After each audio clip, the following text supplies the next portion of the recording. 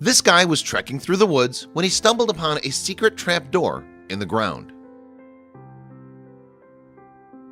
Clambering between debris and fallen trees, a German relic hunter was deep in a forest when his metal detector emitted an unexpected signal. And so, brushing away the cold earth and leaf litter from the ground, he couldn't believe his luck. "It's a frickin' door!" he exclaimed. "And I think there's some sort of structure here." Before we get started, take a moment to please subscribe to our channel, leave us a comment, and give us a like. The relic hunter, whose YouTube channel, WW2 History Hunter, has more than 140,000 subscribers, made the discovery while hiking in an undisclosed location in rural Germany. His past videos, meanwhile, have documented hidden World War II locations such as strategic bunkers and ammunition dumps. It was a bright but bitterly cold morning in December of 2015 when this adventurer began his exploration of an area of German countryside where he hoped to uncover further World War II artifacts. Equipped with his metal detector and a pair of ski gloves, he subsequently began searching a forest for hints of buried relics and hidden structures. "Today it's a forest, but it didn't used to be like that," he explained in a YouTube video about his search. "They had a training facility here. They had all kinds of storage of armory and weapons. Hence, it wasn't long before the relic hunter began unearthing various intriguing objects." Firstly, his metal detector signaled what appeared to be something chunky and definitely iron near the surface. He therefore dug a large hole and found what he believed to be a cap from a French hand grenade. This was then followed by a 1940 bullet cartridge. However, there was something else buried down there, something big. So the explorer dug deeper into the earth with a shovel and then bored into the hole with his fingers. The object he subsequently pulled out appeared to be an enormous shard of bomb shrapnel. That's because the Allies bombed this area to pieces several times. In contrast, his next find was a mystery. The pitch of the signal from the metal detector indicated a small object, a cartridge perhaps. However, the object that he pulled from the earth was larger than a cartridge, and it also had an attachment shank and thread. "Could be a smoke grenade," guessed the relic hunter. Next, he found something even more unexpected, a delicate, paper-thin circle of aluminum. The relic hunter claimed that it was the top of a World War II milk bottle. "Quite a special find, actually," he remarked. "You never find them in complete state like that." Meanwhile, the landscape itself offered tentative hints of the past. Overgrown furrows and embankments appeared to indicate the location of foxholes, trenches, and other wartime structures. Yet it was not here that the relic hunter found the door. In fact, he came across the mysterious door later on while exploring higher ground among the trees. After clearing away a surface covering of earth, he located a large, square metal lid and what appeared to be a hatch leading to an underground structure. A hidden bunker, maybe.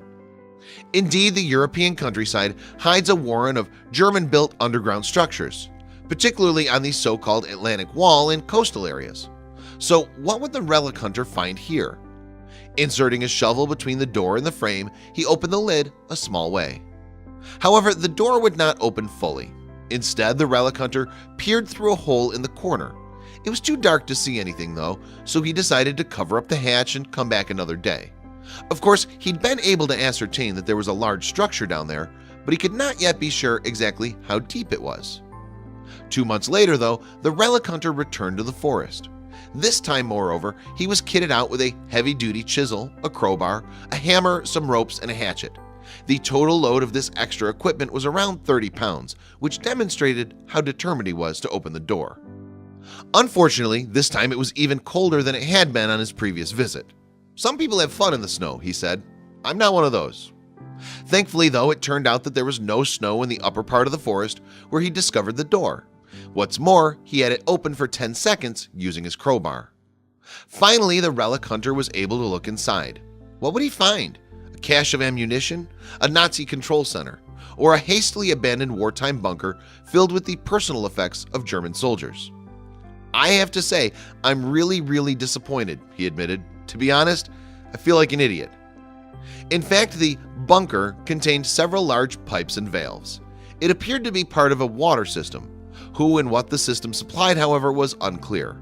It may have been used for supplying local residences with drinking water or for irrigating crops. Alternatively, it could have been built to service the nearby Nazi training facility. Searching the area close to the hatch, the relic hunter came across a mound and after climbing to the top of the small hill, he found a second hatch securely bolted down. The shape of the structure suggested a water tank, and on that basis he formed a new hypothesis in his mind. According to the relic hunter, the presence of ammunition dumps at the facility would have posed a significant fire hazard. Therefore, the Germans engineered a technological solution, an ingenious fire protection system containing of a web of underground pipes. It was this supposed infrastructure that the relic hunter claimed to have found. Of course, there's no way to verify this hypothesis without further investigation, although it seems plausible. Ammunition bunkers typically feature some sort of flooding system to be used in the event of fires. Moreover, why else would a large storage tank have been installed in the middle of a remote forest? However, if the relic hunter is right and those pipes were part of an abandoned Nazi facility, whether to put out fires or simply supply drinking water, they must at some stage connect with its underground bunkers and tunnels.